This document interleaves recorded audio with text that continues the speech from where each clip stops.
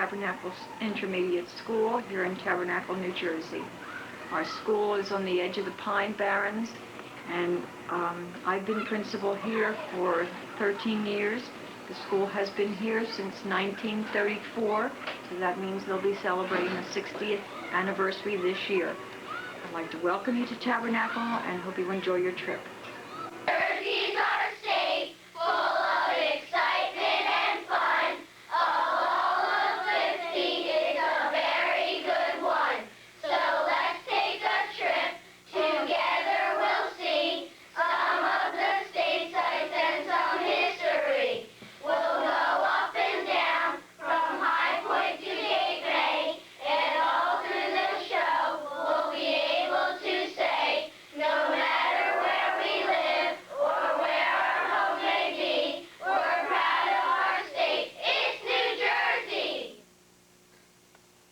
Jersey was one of the original 13 colonies. It became a state on December 18, 1787. New Jersey was the site of many Revolutionary War battles, and its farms provided food, while many other small communities in the Pines made iron used for arms and ammunition. Our state has contributed to much of our nation's growth through industry and invention. We had the first drive-in theater, the first sewing machine, the first nail mill, and the first steam locomotive. Patent leather, the Colt revolver. We have chosen a few of these special events to share with you. Although New Jersey is the fourth smallest state, it has many industries, farms, resorts, and a large population. Last November, we elected our first woman governor, Christy Todd Whitman. My name is David Gerson, and I'll be talking about our state symbols. Our state bird is the goldfinch, and our state tree is the red oak tree, and our state flower is the purple violet. Our flag has two goddesses, the goddess of liberty and the goddess of harvest. We put our state seal on all our laws. And also, our state animal is the horse, and our state insect is the honeybee. Hi, I'm Kevin Mills, and I will tell you about the first football game. The first football game was played in the Meadowlands on November 6, 1869, between Rutgers State University and Princeton University. The final score was Rutgers 6, Princeton 4. It was not like football today. All you had to do was kick the ball into the other team's goal to score 1 point. That's why it wasn't a high-scoring game. My name is Katie Harris, and I'm here to talk about the first baseball game. The first baseball game was played in Hoboken, New Jersey in April 1845. Cartwright was the umpire. He wore a high silk hat. No one could argue with the umpire. If they did, Cartwright would make them pay a fine of 6 cents. Bye. Hi, it's David again. And I'm Justine. And we'll be talking about Campbell's soup. Ever since Joseph Campbell first dreamed of putting soup in a tin can, his name is first in canned soup making. The company was founded in 1869 in our Garden State. It made the first canned soup ever, and it is still #1 in the world. We're going to talk about the saltwater taffy. Saltwater taffy began as a symbol of Atlantic City. Most stories say that one night in 1883, David Bradley invented it during a terrible sea storm. Saltwater accidentally got into the taffy mix. The next day, a little girl came to the stand and said, "I have some taffy." Bradley said, "You mean some saltwater taffy?" From then on, the news spread up and down the boardwalk about the saltwater taffy. Saltwater taffy is made in 25 different flavors and packed in just about any kind of container you might want. Atlantic City alone ships 3 million pounds of saltwater taffy every year. And where it was originally made is Atlantic City, which is right there on New Jersey. Stephen Strebe, and I'm here to talk about the first submarine. Although the first submarine was built in France, the architect came from New Jersey. The picture I am holding is not the real submarine. The architect's name was John Holland. The submarine's name was the Turtle. It was tested in the Passaic River. John Holland was a school teacher. It was tested on 1878. My name is Executive, and I'm here to talk about the Hadron sharks, the very first dinosaur found in the USA. It started one morning in 1838.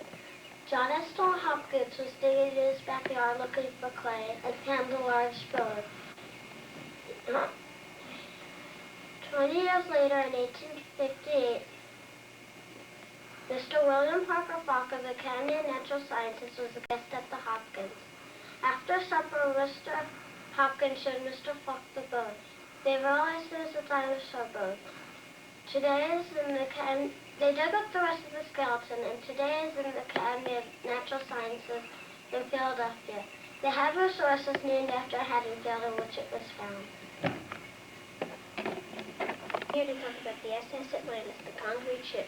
It was one of several ships built during World War I. It was not practical because of its weight. The ship made several transatlantic trips. It broke loose during a storm in June 1926 and went aground. Futile attempts were made to free her. The Atlantis was anchored off Cape May for New Jersey use as the ferry construction. Before work began, she ran aground in the storm. And here's what it looks like now.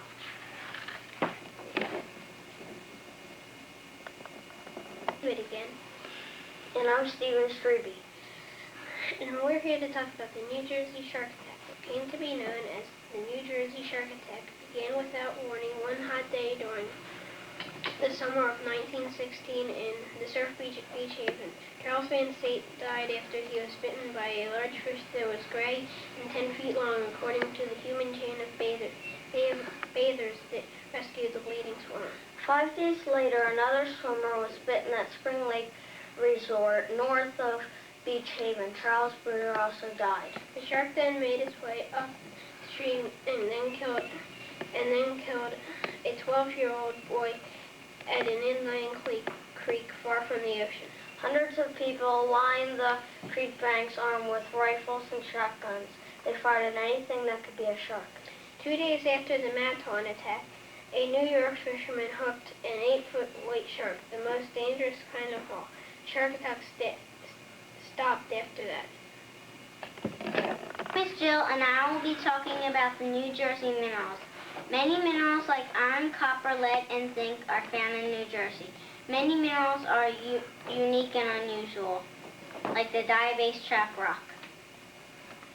Many of these minerals here are from New Jersey. The orthoclase is a pretty mineral. It is used for making glass.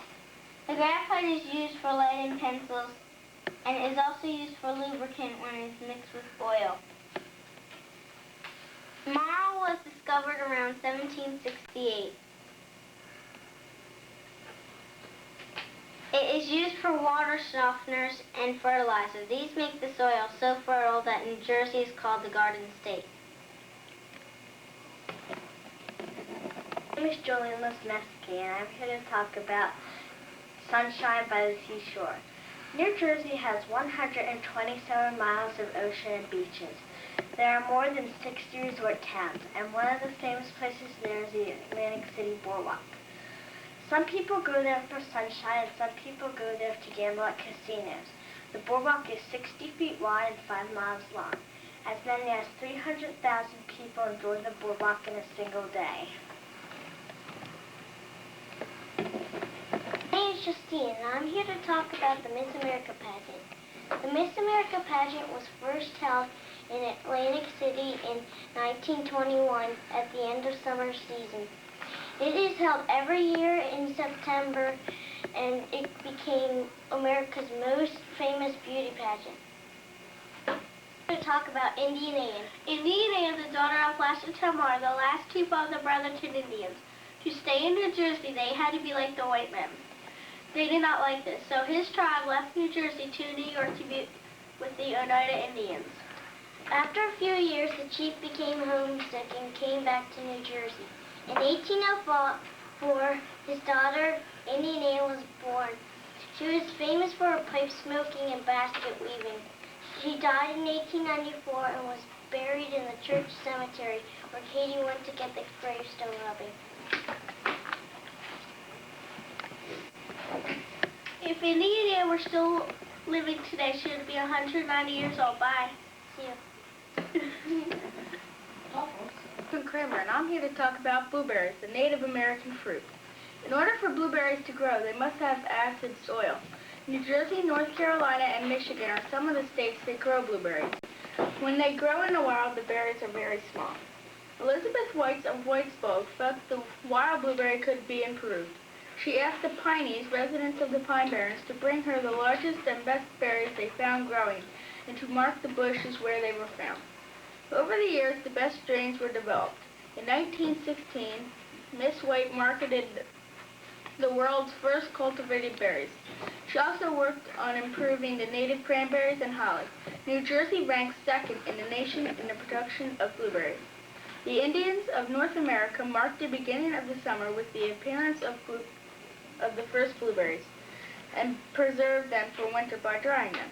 You should buy fresh blueberries when they are plump and firm. They are especially delicious in pies, muffins, and pancakes. My favorite way to eat them is right off the bushes I picked. I'm Rebecca Lee, and I'm here to talk about cranberries.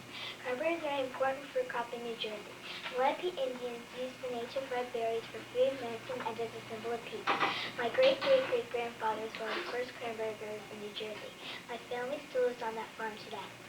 The cranberry gets its name because its flower looks like the head and bill of a crane.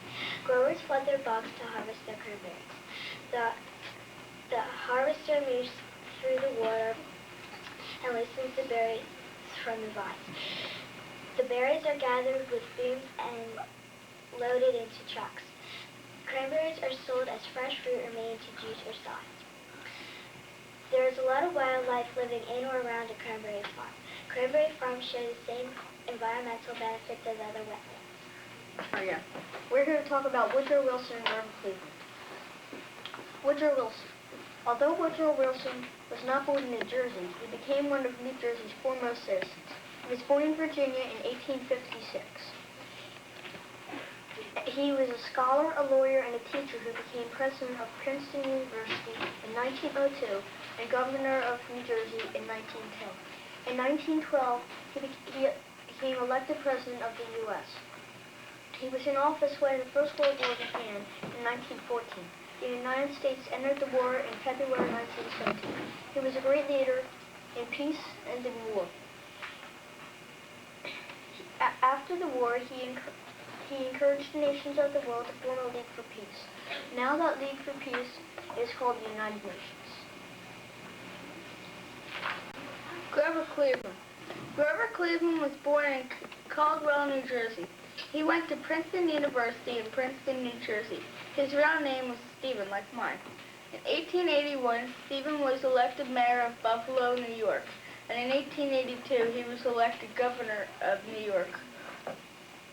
In 1884, he was elected President of the United States. In 1884, he married Frances Blossom. She was 21 and he was 49. In 1892, he was elected President for his second time. In 1908, he died. His last words were, "I have tried so hard to do right." Almost 100 years later, we could all live by these same words. Hi, it's Renee again, and I'm Aubrey Henry, and we will be talking about Albert Einstein, one of the New Jersey's most famous scientists. Albert was born on March 14, 1864 in Germany. He was the son of Hermann and Paulina Einstein. His interest in science began when Einstein was 5. His father showed him the pocket compass. Albert Einstein was not a very good student and almost did not get into college. After college, he began to write about his ideas and soon became known as the best and smartest scientist in the whole world. He was best known for a series of versatility, which was first advanced in 1905. He came to the United States to work and teach at Princeton University. Albert Einstein died in 1955. Now I'm here to talk about Thomas Edison. Thomas Edison was a very important part of New Jersey. He invented many things, including the telegraph, movie projector, light bulb, battery, record player, and helped improve the telephone. His laboratory at Menlo Park is now a historical site. Thomas Edison was very smart, and I think he should be given a lot of credit. I'm here to tell you about Aaron Burr. He was born in Newark, New Jersey in 1756. His father was a Presbyterian minister and the president of the College of New Jersey, now Princeton University. His mother was the daughter of a well-known Puritan minister named Jonathan Edwards. Both of his parents died before he reached the age of 3. Burr attended the College of New Jersey and law school later. After he grew up, he went on to the Revolutionary War and served under Benedict Arnold and George Washington. After the war, he tied Jefferson for president in 1800. Later, with the help of Alexander Hamilton, the House of Representatives chose Jefferson to be president and Burr to be vice president. Later on in his life, Burr challenged Hamilton to a duel and killed him. We're here to talk about foxhounds. Foxhounds have been in New Jersey for over 100 years. Foxhounds, the color of the foxhounds are blue, white, black, brown, and red. Foxhounds' weaknesses are pepper and any kind of manure. The way they get across from the woods, they have about 5 dogs spread across the field while the others stay back and try to find the fox in. The different kinds of breeds are Walkers, July, Trig, Trumpos, and Allens. Now, folks, and I'm Lori Davis, and we're going to tell you about the Statue of Liberty. The Statue of Liberty was given to the United States by the French. It was built in 1856 by Frederick Auguste Bartholdi. It has more than 100 steps. It is 111 feet and 1 inch tall. It weighs almost 500,000 pounds. It is located on Liberty Island, that is in the boundaries of New Jersey. The island used to be called Bedloe's Island. The Statue of Liberty is a symbol of friendship and liberty to the United States. I'm Devin Gorski, and I'm here to tell you about the Hindenburg. The Hindenburg was a German dirigible of about 7 million cubic feet. Graf von Zeppelin made many successful blimps, including the Hindenburg. The Hindenburg was made in 1936, and it crashed in 1937 over Lakehurst, New Jersey. Of the 95 people on board that day, only 35 lived. Many people believe the Hindenburg exploded in flames because it was filled with the flammable gas hydrogen. Today all blimps are filled with helium because this is a non-flammable gas. Our playground. In the spring of 1991, the people of our town decided to build a community playground. A committee was formed to do this. All the children in the school were to help. Each child was allowed to draw what we wanted in the playground. Then we did lots of things to raise money. We had skating parties and we sold t-shirts. We raised over $60,000. This is a photograph of the playground when it was being built. My dad took the picture from an airplane. In October of 1991, we built the playground. It took us a week. Children washed tires and put soap on the nails. The parents did the rest. We have a haunted house, a tire swing, a lookout tower, and a bumping car. On opening day, the children of the parents who built the playground were the first ones to use it. Now that the playground is finished, we go there for parties and have a good time. Lots of children come from other towns to see our playground. We really enjoy it. We named it the Playground in the Pines. We are here to talk about the Pine Barrens. Southern New Jersey has a unique forest called the Pine Barrens. It is a beautiful, wild, natural place filled with pine trees, swamps, and rivers. There are 850,000 kinds of plants in this 1,000 square mile area, including the pygmy pine. Small animals live in the forest and swim in the streams. These include opossums, gray foxes, catfish, and egrets, and many others, birds and animals. This is the only place where the pine barrens tree frog lives. Underneath its sandy soil, there is the largest freshwater reserve in the United States. My name is Sarah Lamont, and I'm here to talk about the New Jersey Aquifer. Tabernacle is located in an area known as the Pine Barrens. Underneath the sandy soil is the Cohansey Aquifer, a huge reservoir of almost unlimited pure water, enough to supply at least 1 billion gallons daily. The aquifer holds as much as 17 trillion gallons. This is the largest freshwater reserve in the country, and most areas short of water would like to get this water. Most of the South Jersey aquifer is protected by the Wharton State Forest and state law forbidding the export of drinking water. Again, Kevin. I am here to talk about Blackbeard the pirate. New Jersey has many miles of coastline along the Atlantic Ocean. During the days when pirate ships roamed the seven seas, many of them stopped along the Jersey shore. One of the most infamous was Blackbeard. There are many people in the Pines who claim that Blackbeard buried his chests of stolen treasures in the sandy sands of the tangled pine barrens. And there are still people who have dreams of finding Blackbeard's hidden treasure. My name is Joseph. I'm here to tell you about the Jersey Devil. The Jersey Devil is New Jersey's most famous legend. It is a creature of folklore born in the Pine Barrens during colonial time. For generations, South Jerseyans have been familiar with the legend of a mysterious monster that haunts the remote woods and swamps of the region.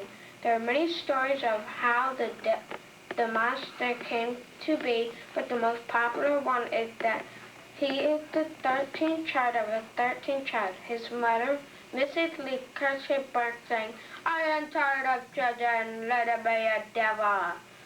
She kept it locked in the attic until it escaped up a chimney during a raging storm. The devil now roams the Pine Barrens, scaring children and grown-ups alike. Bye. Hey again, and I'm here to talk about where everything happened. The first football game was in Elizabeth, New Jersey, which is right here. The capital of New Jersey, Trenton, is right there. Tabernacle is here. The Hindenburg crashed in Lakehurst here. Concrete ship in Cape May. Saltwater tappies were invented in Atlantic City. First baseball game was in Hoboken. The Statue of Liberty is in Liberty Island right here. The turtle was tested in the Passaic River. And the shark that was in the New Jersey shark attack went from Beach Haven to Nassau. Bye. We enjoyed watching our review about New Jersey as much as we enjoyed making it. We're proud of our school, our town, and our state. Bye for now, and keep those letters coming. Goodbye. Goodbye.